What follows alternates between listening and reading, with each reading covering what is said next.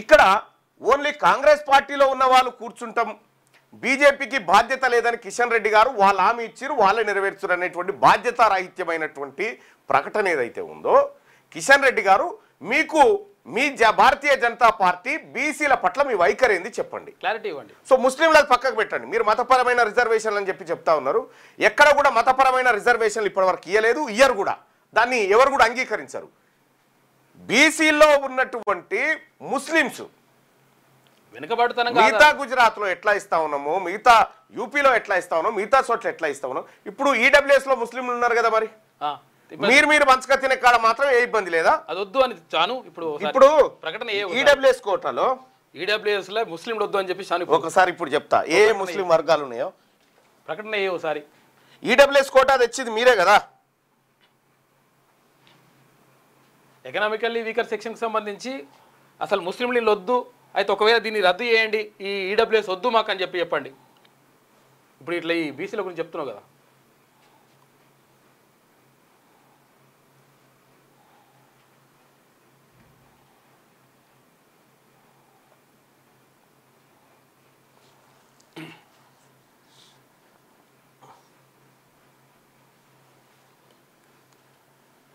ఇక్కడ ముస్లింలలో మనం చేసినటువంటి సమగ్ర కుటుంబ సర్వే లెక్కల ప్రకారం, లేదంటే ఇతర సెన్సస్ లెక్కల ప్రకారం ఈడబ్ల్యూఎస్ కోటాలో ముస్లిమ్స్ 2 నుంచి 3% మంది ముస్లిమ్స్ ఈడబ్ల్యూఎస్ కోటాలో ఉన్నారు. మరి ఈ ముస్లిమ్స్కు అంటే మీరు ఈడబ్ల్యూఎస్ రిజర్వేషన్ పంచక తినే కాడనేమో మీకు ముస్లింలు కావాలి, మా బీసీలమంతా మేము కలిసి కూర్చొని మేము మా దూదేకులము మా ముస్లిమ్స్ సోదరులందరం కూడా కలిసి అన్నదమ్ములు లెక్క ఉన్న వాటాను తలా ఇంత పంచుకొని తింటామంటే వాళ్ళతో కలిసి మీరు తినొద్దంటారు. మీరు మాత్రం తింటారు. ఆడ మీరు మాత్రం రిజర్వేషన్ ఈడబ్ల్యూఎస్ కోటాలో తింటారు. అప్పుడు కూడా ఒకవేళ ఇలా ముస్లింలు ఈడబ్ల్యూఎస్ వద్దు అని చెప్పేసి ధర్నా ఉంటుంది చేస్తే నిజంగానే అరే కరెక్టే వీళ్ళు బాగానే కొట్లాడుతున్నారు అనుకుంటుండే, నిజంగా ముస్లింలకు వ్యతిరేకంగా కొట్లాడుతున్నారని చెప్పేసి అనుకుంటుండే. మరి అక్కడనేమో ఓకే, ఇక్కడనేమో ఇట్లా. అక్కడనేమో మీరు పంచుకొని బీసీ ప్రజలు అర్థం చేసుకోవాల్సినటువంటి అంశం ఇది. ఇగో అయ్యా, ముస్లింలకు సంబంధించి ఎవరెవరు ఓసీలు మొహమ్మద్ తర్వాత ఎవరెవరు ఉన్నారో ఓసీలు ఉన్నారో ఆ ఓసీలు అందరూ కూడా ఇప్పుడు సయ్యద్లు రెడ్లు కలిసి రిజర్వేషన్ పంచుకోవచ్చు. ఈడబ్ల్యూఎస్ మొఘల్ పంచుకోవచ్చు, పఠాన్ పంచుకోవచ్చు, ఇరానీ పంచుకోవచ్చు, అరన్ పంచుకోవచ్చు, బోహ్రా పంచుకోవచ్చు, షియా ఇమామి వీళ్ళు పంచుకోవచ్చు, కుచ్చి మేమన్ పంచుకోవచ్చు, జమాయత్ పంచుకోవచ్చు, నవాయత్ పంచుకోవచ్చు. వీళ్ళందరూ ముస్లింలలో ఉన్నటువంటి అప్పర్ క్యాస్ట్ కులాలు. వీళ్ళు ఈడబ్ల్యూఎస్ కోటాలో ఉండొచ్చు, దాని ద్వారా ఉద్యోగాలు పొందొచ్చు. అప్పుడు వీళ్ళకి ఈ రెడ్లకి అభ్యంతరం లేదు. కానీ మెజారిటీ పేదల్లో దళితుల కంటే కూడా వెనకబడినటువంటి ముస్లింలకు మత ప్రాతిపదికన కాదు, వర్గ ప్రాతిపదికన, సామాజిక వర్గ ప్రాతిపదికన, వెనకబాటుతనం ప్రాతిపదికన వీటి ప్రాతిపదికన రిజర్వేషన్లు ఇస్తే, మరి నేను అడుగుతా ఉన్నా కిషన్ రెడ్డి గారు, ఇదే అసెంబ్లీలో బిల్లు పెట్టినప్పుడు 42% రిజర్వేషన్ బిల్లు పెట్టినప్పుడు మీరు ఎందుకు దీన్ని ఆపోజ్ చేయకుండా ఆమోదించిర్రు? ఆ రోజు ఒప్పుకుంటారు, ఈ రోజేమో వాళ్ళు ఇచ్చిరు కాబట్టి వాళ్ళు చేయాలంటారు. కాంగ్రెస్ పార్టీ బాధ్యత అయిపోయిందని చెప్పట్లేదు, కానీ మీ బాధ్యతను గుర్తు చేస్తా ఉన్నాం. ఇక్కడ మీకు బాధ్యత లేదా? అట్లయితే అక్కడ ముస్లింలు మేము వద్దు అని చెప్పేసి ఎందుకనలే ఆ రోజు అసెంబ్లీలో అనొచ్చు కదా, ఆ రోజు అనాలి కదా, అసెంబ్లీ నుంచి బైకాట్ అని చేయాలి కదా. ఏకగ్రీవంగా చేస్తారు మీరు అంతా. సభల్లో నేనే కదా బీసీ బిల్లుకు మద్దతు తెలుపమని నేనే మహేశ్వర్ రెడ్డి గారి దగ్గరకు వచ్చి కూర్చొని బీసీ నాయకులను పట్టుకొని పోయి కూర్చొని అన్నా మద్దతు చేయండి అన్న, ఇది బీసీల ఆత్మగౌరవానికి సంబంధించినటువంటి అంశం అన్న, మా వాటా కోసం చేస్తున్న పోరాటం అన్న, మేము ఎవరిది గుంజుక తింటలేం, మాకు కావాలని చెప్పి నేను మహేశ్వర్ రెడ్డి గారి దగ్గరకు వచ్చి కూర్చున్నా కదా ఆ రోజు. అప్పుడు ఎస్ అన్న మేము ఇస్తున్నాం మద్దతు అన్నారు. పోనోళ్ళని కూడా పోయి కలిస్తే ఆఖరికి బీఆర్ఎస్ పార్టీ నాయకుల కేటీఆర్ దగ్గరికి, ఆ తర్వాత హరీష్ రావు గారి దగ్గరికి, వీళ్ళ దగ్గర పోయి కూడా రిక్వెస్ట్ చేసిన నేను బీసీ బిల్లు విషయంలో అందరి మద్దతు ఉండాలి, దీనికి ఎవరు విలన్లు కాకూడదు అనేటువంటి మాట చెప్పిన. ఇలా కిషన్ రెడ్డి గారు మీకు బాధ్యత లేనట్టుగా ఈడబ్ల్యూఎస్ కోటా తీసుకొచ్చింది మీరు, ఆ కోటాలో ముస్లింలను కలిపింది మీరు. మరి బీసీలలో ఉన్నటువంటి ముస్లింలు ఏం కావాలి? వాళ్ళు ఎటుపోవాలి? ఆ బిడ్డలంతా సచార్ కమిటీ నివేదిక ఏం చెప్పింది? ఈ దేశంలో దళితుల కంటే ఎక్కువగా ముస్లింలే పేదవాళ్ళుగా మిగిలిపోయినారని చెప్పింది కదా. మరి వాళ్ళు మనుషులు కాదా? వాళ్ళని ఆదుకోకూడదా మనం? వాళ్ళ బతుకులు ఏం కావాలి ఇప్పుడు? ఎస్, పక్కా పేద ముస్లింలు బీసీలలో ఉన్నారు, వాళ్ళు మా బిడ్డలే, బీసీలే, వాళ్ళకు కూడా న్యాయం దక్కాల్సిందే. వాళ్ళని మత ప్రాతిపాదికన చీల్చి వాళ్ళనికి రిజర్వేషన్ బీసీల నోట్లో మన్నిపోయాలని భారతీయ జనతా పార్టీ చూస్తే భారతీయ జనతా పార్టీకి ఈ రాష్ట్రంలో పుట్టగతులు కూడా ఉండవు. అది వెనుకబడతరంగా ఇచ్చిన ఏం చెప్పాలి కిషన్ రెడ్డి గారు? ఎస్, తెలంగాణ ప్రజల, మరీ ముఖ్యంగా బీసీ ప్రజల ఆకాంక్షను మేము గుర్తిస్తా ఉన్నాం. ఎస్, మేము నరేంద్ర మోడీ గారితో అరే చిన్నజీఆర్ స్వామికి అపాయింట్మెంట్ ఇప్పిస్తూ బీసీలకు సంబంధించినటువంటి ఒక్క డెలిగేషన్ ఇక్కడ తీసుకుపోయి ప్రధానమంత్రిని కలిపియారా? మీ తరఫున కలిపి జూలై 30 తారీఖు నాడు చిన్నజీఆర్ స్వామి అమెరికాలో ఉంటే పిలిపించి అపాయింట్మెంట్ ఇప్పించి కల్పించినావు.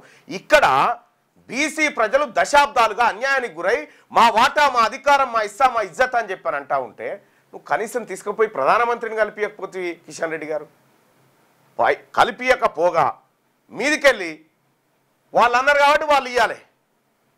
మరి నరేంద్ర మోడీ గారు అన్నారు కదా అనేకమైనటువంటి అంశాలు, మరి మీరేనా బాధ్యులు దానికి అన్నిటికీ? మీరే చేయాలి. మరి మీరు చెప్పినటువంటి మేనిఫెస్టో ఇన్ని కోట్ల ఉద్యోగాలు, ఇంత ఎకానమీ, ఇంత కథ, ఇంత లెక్క అని చెప్పి కిషన్ రెడ్డి గారు అట్లా మాట్లాడడం తగదు. మీరు చొరవ తీసుకోండి. ఎస్, రేవంత్ రెడ్డి గారు రాహుల్ గాంధీ గారు ఆదేశం మేరకు ఏదో ప్రయత్నం చేసిండు, ఆడికి వేడు ధర్నా కార్యక్రమం దేశవ్యాప్తంగా చర్చ పెట్టిను. అంతవరకు ఆయన చేసిన పని అప్రిషియేట్ చేస్తా ఉన్నాం. కానీ ఎండు పాయింట్ ఏంది? అందుకోసమే కిషన్ రెడ్డి గారు మీకు రిక్వెస్ట్ చేస్తా ఉన్నాం, తెలంగాణ బీసీ ప్రజల తరఫున ఎట్లాగో ఎంఆర్పిఎస్ విషయంలో మీ చొరవ మామూలు చొరవేం కాదు, ఆ విషయంలో మంచి పని చేసిరు. ఏది వర్గీకరణ విషయంలో మీరు తీసుకున్న చొరవ గొప్పదే. కిషన్ రెడ్డి గారు ఆ విషయంలో మీ చొరవను సేమ్ బీసీలకు సంబంధించినటువంటి చొరవలో కూడా మీ పాత్ర ఎందుకు ఉండకూడదు? మెజారిటీ పీపుల్ ఇక్కడ మీ పాత్ర ఎందుకు ఉండకూడదు? అసెంబ్లీలో ఓకే, పార్లమెంట్లో నయ్యా. ఒక పార్టీ రెండు విధానాలతో ఉండొచ్చునా? మీరు ముస్లింల పేరు చెప్పి రిజర్వేషన్ అడ్డుకుంటే తెలంగాణ రాష్ట్రంలో ఉన్నటువంటి బీసీ ప్రజలు ఎవరు కూడా భారతీయ జనతా పార్టీ కనీసం ఓటు కూడా వేయరు. మరి ఆ పరిస్థితి తెచ్చుకోకండి. ముఖ్యమంత్రి గారు, మీరు కూడా కేంద్ర మంత్రులకు బండి సంజయ్ గారు ఉన్నారు, కిషన్ రెడ్డి గారు ఉన్నారు, వీళ్ళిద్దరికి లేఖ రాయండి. లేఖ రాసి ఈ తెలంగాణ ప్రజల పక్షాన అఖిల పక్షాన్ని తీసుకుపోయి ప్రధానమంత్రిని కల్పించడం కోసం, ఈ పార్లమెంట్ సమావేశాల ముందే కల్పించడం కోసం ఒక లేఖ రాయండి, అపాయింట్మెంట్ అడగండి. మీరు రాసేటువంటి లేఖ ప్రజాక్షేత్రంలో పెట్టండి, ప్రజలే ఒత్తిడి తెస్తారు, ప్రజలే మాట్లాడతారు దాని మీద. ఇది చేయకుండా మేము అక్కడ ధర్నా చేసి వచ్చినాం తప్ప. ఇప్పుడు చూడ్రి, ఇదేమో ఎన్పీటీసీ, జెడ్పీటీసీ, సర్పంచ్ ఎన్నికలకు సంబంధించినటువంటి లోకల్ బాడీ రిజర్వేషన్, ఆ తర్వాత ఉద్యోగాలు, విద్యకు సంబంధించిన రిజర్వేషన్. ఇదే రిజర్వేషన్ ఎమ్మెల్యే, ఎంపీలకు సంబంధించిన రిజర్వేషన్ పోరాటం అయితే వీళ్ళందరూ కూర్చుందిరా? వీళ్ళందరి పదవులు పోవు కదా, బీసీలకు వచ్చు కదా, కూసకపోదురు. చిన్న చిన్న కదా ఇక్కడ ఈ బుడబుడే. కాబట్టి ఆల్రెడీ లోకల్ బాడీ ఎన్నికల్లో ముఖ్యమంత్రి గారు లోకల్ బాడీ ఎన్నికల్లో 50% బీసీల చేతుల్లోనే ఉన్నాయి. ఇప్పటికీ మనం కొత్తగా 42 ఇచ్చి చేయాల్సింది ఏం లేదు. మాకు కావాల్సింది వేరు. నీకు నిజంగా వాటా కావాలి, మాకు వాటా కావాలంటున్నాం, వాళ్ళు ఇస్తలేరు అంటున్నారు. కాబట్టి వాళ్ళు ఇస్తలేరు కదా, మీ 15% మీరు తీసుకొని పక్కకు జరగండి, మిగతాదంతా మేము చూసుకుంటాం. అది భారతీయ జనతా పార్టీ ఇంకోట. కాంగ్రెస్ పార్టీ ముందు బీసీ సమాజం నుంచి నేను ఒక ప్రతిపాదన పెడతా ఉన్నా. మీ పార్టీలో 42% టికెట్లు మాకు ఇచ్చుడు కాదు, 15% టికెట్లు మీరు ఏడ తీసుకుంటారో చెప్పురి. ఆ 15% మీరు చేసినటువంటి కులగణన లెక్కనేగా, ఆ 15% తీసుకొని పక్కకు జరుగురి. ఈ బీసీలం మిగిలిందంతా మా బీసీలం, మా పేద వర్గాలం, మా ఎస్సీలం, ఎస్టీలం, మైనార్టీలం మేము అందరం తీసుకుంటాం, మేము పంచుకొని తింటాం. మీ 15 అయితే మీకు కడుపు నిండుతుంది కదా, 15 మంది ఉన్నారు కదా, ఆ 15 అయితే కడుపు నిండుతుంది కాబట్టి అది తీసుకోరి. మీరు 15 బిర్యానీ తీసుకోరు, తినురి. కానీ ముఖ్యమంత్రి గారు చాలా సీరియస్గా గమనిస్తుంది తెలంగాణ ప్రజానికం. మరీ ముఖ్యంగా గ్రామీణ ప్రాంతాల్లో అరుగుల మీద కూర్చొని కూడా ఆలోచన చేస్తూ ఉన్నారు బీసీ ప్రజలు. అరే అమ్మ ఏమైపోయారా చూసిరా, మన దగ్గరకు వచ్చేసరికి ఎట్లా ఉందో, వాళ్ళ ఈడబ్ల్యూఎస్ కోటాను ఎట్లా అమలు చేసుకురో, మన దగ్గరకు వచ్చేసరికి ఎంత ప్రాబ్లం క్రియేట్ చేస్తున్నారు అనేది స్పష్టంగా అర్థమవుతూ ఉంది. కాబట్టి నేను చెప్తా ఉన్నా, ఇటు బీఆర్ఎస్ పార్టీకి కూడా చెప్తా ఉన్నా, నీవు బీసీలను కాదని ఏమీ చేయలేవు. కేటీ రామారావు గారు, హరీష్ రావు గారు అటర్ ఫ్లాప్ అయిపోయింది, ఆ సభకు రాహుల్ గాంధీ రాలేదు, ఖర్గే గారు పక్కనే ఉండి పట్టించుకోలేదు అనేటువంటి వ్యాఖ్యలు చేస్తూ ఉన్నారు. కనీసం ఈ 8 దశాబ్దాలుగా ఈ తెలంగాణ రాష్ట్రంలో ఈ ప్రాంతంలో మట్టిని బుక్కి బతికినటువంటి పేద వర్గాల గురించి ఎన్నడన్నా చర్చ జరిగిందా?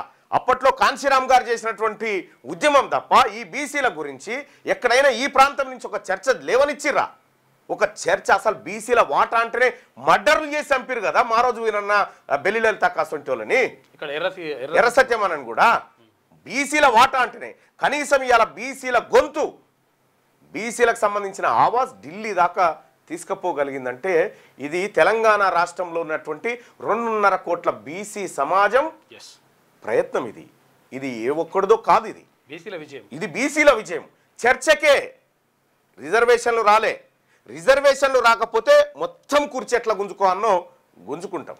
కానీ మీ ప్రయత్నం కనీసం ఇయ్యాల కాకపోయినా రేపు తీసుకుంటాం. సీఎం గారు ఇయ్యాల కాకపోయినా రేపు తీసుకుంటాం. తీసుకోవడం మాత్రం పక్కా. 2028లో ఖచ్చితంగా బీసీ ప్రభుత్వం తనకు కావలసిన నిర్ణయాలను తనే చేసుకుంటుంది. కానీ అప్పటి వరకు మీరు నిజాయితీ ప్రదర్శించండి. మీరు నిజాయితీగా ఈ ప్రజలకు ఇచ్చిన హామీ నిలబెట్టుకునే ప్రయత్నంలో ఎక్కడ కూడా పక్షపాతం లేకుండా వ్యవహరించండి. ఇది నేను చెప్పదలుచుకున్నటువంటి అంశం.